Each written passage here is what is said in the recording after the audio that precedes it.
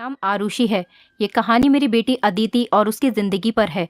मैं बिजनौर के एक छोटे से कस्बे की रहने वाली हूँ। जब मैं विधवा हुई तो मेरे माँ बाप ने मेरी दूसरी शादी कर दी।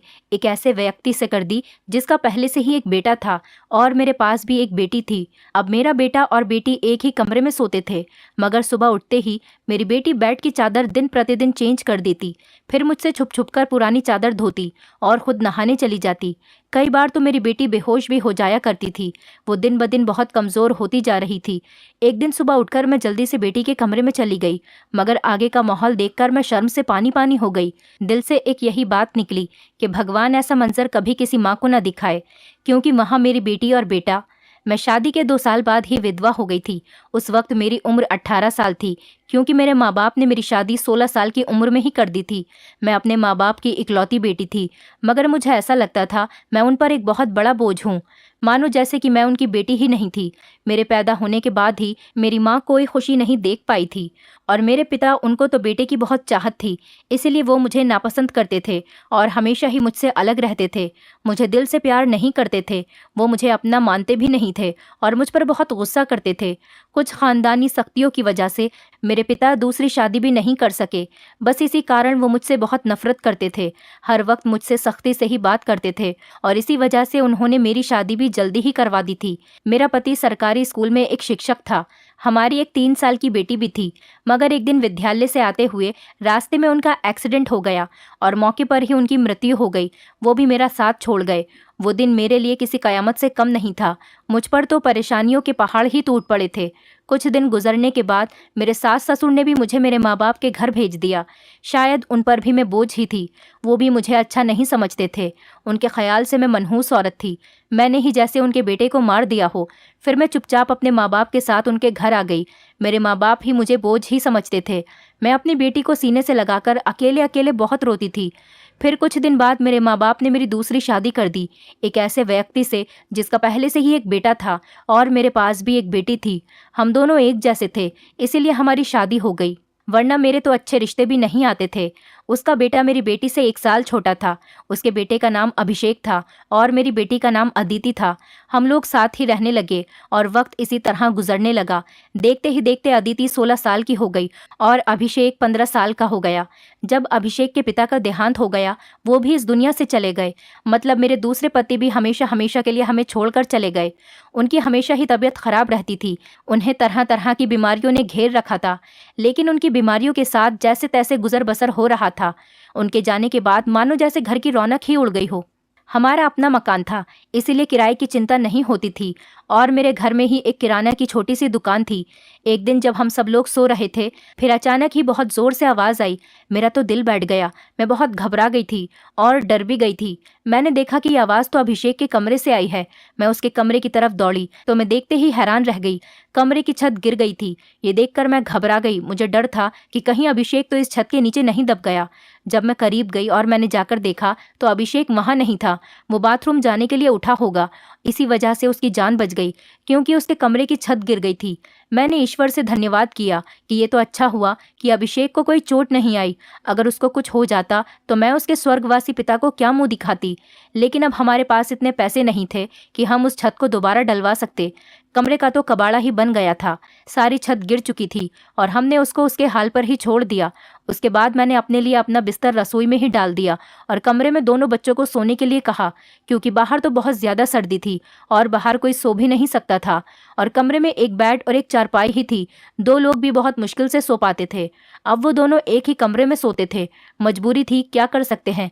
एक कमरे में तो दुकान थी और मेरे पति ने घर में 3 ही तो कमरे बनवाए थे। यूँ तो हम 3 लोगों के हिसाब से कमरे ठीक थे, लेकिन एक कमरा दुकान के लिए भी तो ज़रूरी था। अब मजबूरी थी, क्या कर सकते थे, गुजारा तो करना ही था।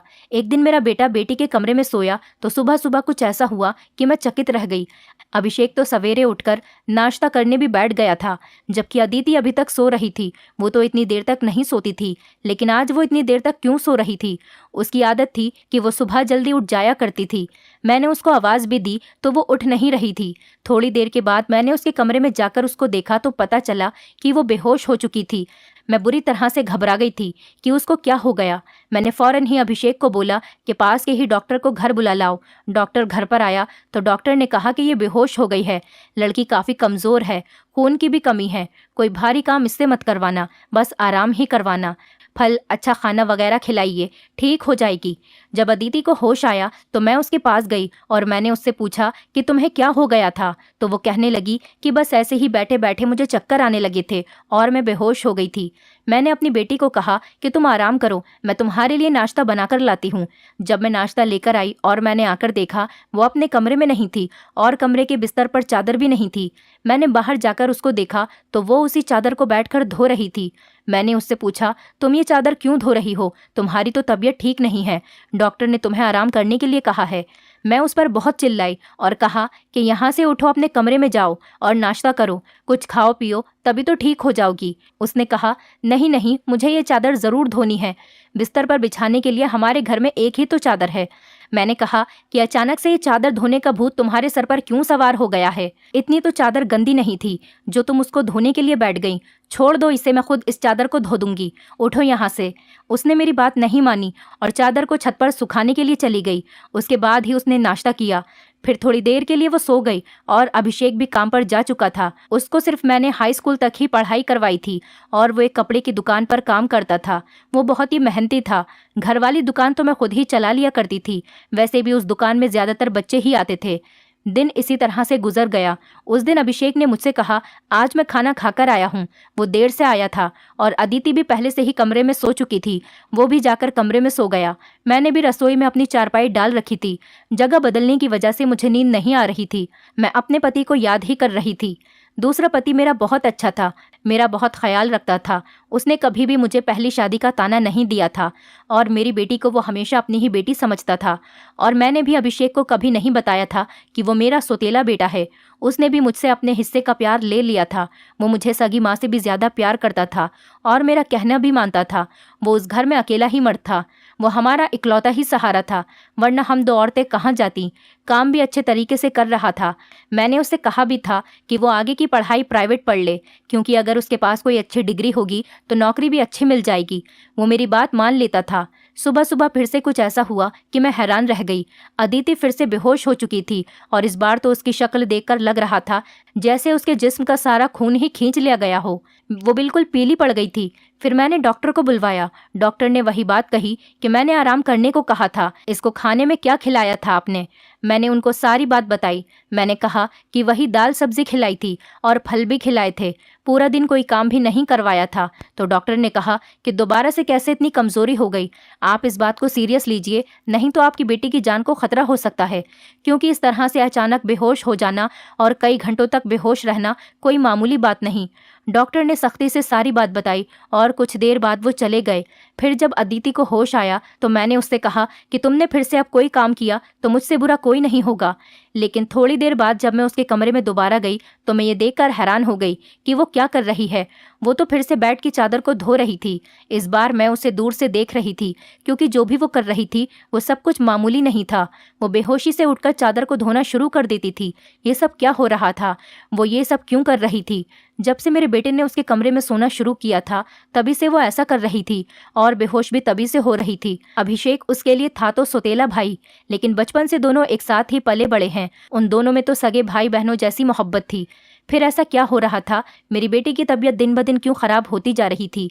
मैं रोती और सोचती रहती कि ये सब कुछ क्या हो रहा है। एक औरत कमज़ोर तब होती है जब वो बच्चे पैदा करती है, तो उसके अंदर बिल्कुल भी ताकत नहीं रहती। लेकिन जवान लड़कियां यूँ बेहोश होने लगें, ये तो कोई नॉर्मल बात नहीं थी। दूसरे ही दिन उसने चादर धोकर छत पर सुखाई। वो आसपास भी उसे ही देख रही थी कि जैसे मैंने उसे देखा तो नहीं है। मैं रसोई की खिड़की से ये सब कुछ देख रही थी। मैंने भी उसको ऐसा एहसास नहीं होने दिया जैसे मैं उसको देख रही हूँ। लेकिन मेरी बेटी क्या कर रही थी? वो फिर से बिस्तर पर आकर लेट गई और उसने अपने ऊपर वाली चादर को ओढ़ लिया ताकि मुझे कुछ पता न चले नीचे वाली चादर है या नहीं। ये मुझे नहीं पता था। मैंने उसको नाश्ता करवाया और दवाई दी। दुकान अच्छी नहीं चल रही थी। हमारी दुकान पर कोई बड़ा ग्राहक नहीं आता था। सिर्फ बच्चे ही गोलियां और टॉफियां लेने आते थे, जो 5-10 रुपए देकर चले जाते। इसी तरह से तो काम नहीं चलने वाला था। मैं बहुत परेशान थी, लेकिन ये बात मैंने अपने बच्चों को कभी नहीं बताई। अभिषेक को भी कुछ नहीं बताया, क्योंकि वो पहले से ही नौकरी कर रहा था। अब अगर ऐसे में ये बात बता देती तो वो और भी ज्यादा परेशान हो जाता। लेकिन मैं खुद बहुत परेशान हो गई थी। ऊपर से डॉक्टर ने कहा था बेटी को अच्छी चीजें खिलाओ, लेकिन घर में तो दाल रोटी के भी पूरे पैसे नहीं हो रहे थे। घर का खर्चा करना बहुत मुश्किल हो रहा था। लेकिन एक दिन कुछ बहुत ही अजीब हुआ। मैंने अपने बेटे अभिषेक और अदिति को कुछ ऐसी बातें करते हुए सुना जिनकी मुझे बिल्कुल भी समझ नहीं आई। मेरे बेटे ने कहा, ये तुमने तो अभी से ही अपनी तबीयत खराब कर ली है, इस तरह तो नहीं चलेगा। अगर तुम्हें इतनी परेशानी हो रही है तो फिर हम ये सब नहीं कर सकते। मेरी बेटी ने कहा कि नहीं, मुझे ये काम करना है। इसी तरह के मौके बार बार नहीं मिलते हैं, और मुझे क्या पता था कि मेरे साथ ये सब कुछ हो जाएगा। मुझे तो पता ही नहीं था कि मेरे अंदर इतनी भी ताकत नहीं है। मेरे बेटे ने कहा कि अब तो तुम्हें पता है ना, मैं तुम्हारी जिंदगी को दांव पर नहीं लगा सकता। तो मेरी बेटी का कहना था कि नहीं, सिर्फ 2-4 हफ्तों की बात है, उसके बाद ये मौका नहीं मिलेगा। ये सब क्या हो रहा था, मुझे कुछ समझ नहीं आ रहा था। ये दोनों क्या बातें कर रहे हैं। एक दिन तो मैंने कुछ ऐसा देखा जिसको देखकर मैं दंग रह गई। सुबह सुबह ही मेरी बेटी ने चादर को फिर से धोकर छत पर सुखा दिया, और वो एक तरफ खड़ी होकर उल्टी कर रही थी। मैंने कहा कि क्या हो गया है तुम्हें। वो घबरा गई और कहने लगी कि अचानक से मेरा दिल खराब हो गया। मैंने कहा, क्या मतलब है इस बात का कि दिल खराब हो गया तुम्हारा? क्या खा रही हो तुम ऐसा, और चादर को बार बार क्यों धोती हो? क्या छुपा रही हो मुझसे? अगर मुझे पता चला कि तुमने कोई ऐसी वैसी हरकत की है जिससे मेरी और तुम्हारे बाप की इज्जत दांव पर लग गई, तो मैं तुम्हें कभी माफ नहीं करूंगी। मेरी बेटी हैरान हो गई। उसने कहा, माँ, आप किस तरह की बातें कर रही हैं? ऐसा कुछ नहीं है जैसा आप सोच रही हैं। लगता है आज आपने कोई फिल्म देखी है, या किसी ने आपके कान मेरे खिलाफ भर दिए हैं, जो आप इस तरह की बातें कर रही हैं। मैं ऐसा क्यों करूंगी? और अगर मैंने इस चादर को धो दिया है तो क्या हो गया? चादर गंदी हो गई थी, बस इसीलिए धो दिया। आपको तो पता है कि कई दिन से मेरी तबीयत खराब है, तो दवाई खाने की वजह से मेरे पेट में भी खराबी हो रही है। अगर मुझे उल्टी आ गई तो इसका और कोई मतलब नहीं है। मेरी बेटी मुझसे इस तरह से बात कर रही थी। मैंने उसके मुंह पर थप्पड़ दे मारा और वो जमीन पर गिर गई। तभी अचानक अभिषेक भी आ गया। उसने कहा कि माँ, आप ये क्या कर रही हैं? आपने इस पर हाथ क्यों उठाया? तो मैंने उससे कहा, हाँ, मैंने इसको मारा है, इस पर हाथ उठाया है। ऐसा तो मुझे बहुत पहले ही करना चाहिए था, लेकिन अभी मैं पूरी तरह से बात की तह तक नहीं पहुंची हूँ। जिस दिन मुझे पता चल गया तुम दोनों के बारे में, उस दिन देखना। अब मुझे खुद पता नहीं था कि मुझे क्या हो गया था। मेरे दिल में जो बात आ रही थी मैं वही बोलती जा रही थी, जो कि मुझे इस तरह नहीं करना चाहिए था। रात को अचानक मेरी आंख खुली और मैंने देखा कि मेरे बच्चों के कमरे की लाइट जल रही थी। उस वक्त वो क्या कर रहे थे? उनको तो इस समय सो जाना चाहिए था, और मुझसे तो शाम को कह रहे थे कि आज हम जल्दी सो जाएंगे। मैं जब कमरे के करीब गई तो वो ना सिर्फ जाग रहे थे बल्कि बातें भी कर रहे थे। किसी बात पर बहुत ज्यादा खुश हो रहे थे। मेरा बेटा कह रहा था कि तुम बहुत खुशकिस्मत हो, तो बेटी कहने लगी कि हाँ, खुशकिस्मत तो मैं हूँ, लेकिन अभी कल फिर से जब मेरी तबीयत खराब होगी तो माँ मुझे देखकर बहुत परेशान हो जाएंगी। कब तक ऐसा झूठ बोलेंगे?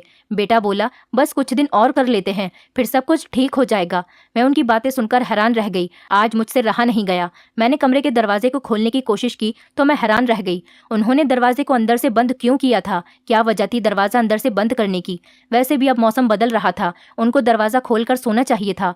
मैंने दरवाजे पर बार बार दस्तक देना शुरू कर दिया, लेकिन इस तरह से दस्तक देने के बावजूद भी उन लोगों ने दरवाजा खोलने में आधा घंटा लगा दिया। और उसके बाद जब मैंने कमरे में देखा तो उनके अलावा कमरे में कोई भी नहीं था, और वो दोनों ऐसी शक्ल बनाकर बैठे थे जैसे नींद से जागे हों। मैंने कहा, इतनी देर में दरवाजा क्यों खोला है? तो कहने लगे, हम सो रहे थे। मैंने कहा कि झूठ नहीं बोला करो, तुम लोग जाग रहे थे और बातें कर रहे थे। उन्होंने कहा कि हम क्यों इस समय जागेंगे और क्यों बातें करेंगे? हमारा कौन सा कल पेपर है जो हम तैयारी करेंगे और जागेंगे? हम लोग तो सो रहे थे। मुझे उन दोनों की हरकतें समझ नहीं आ रही थी। मेरे पास बोलने के लिए कोई शब्द नहीं थे।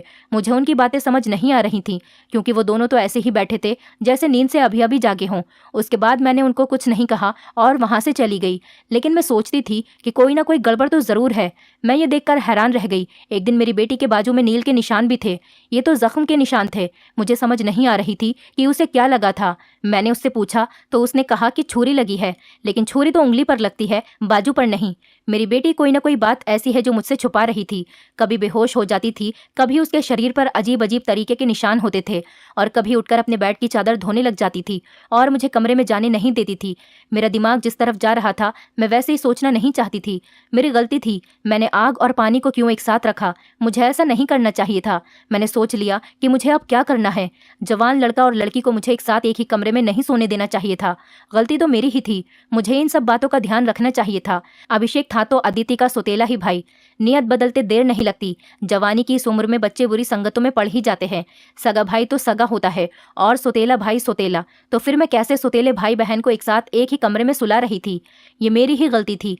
जब हम ही बच्चों पर ध्यान नहीं देंगे, परेशानियां तो पैदा ही होंगी। अच्छी बुरी बातों का ध्यान तो हमें ही रखना होता है। बच्चे तो नादान होते हैं और नादानी में ही बहुत सारी गलतियां कर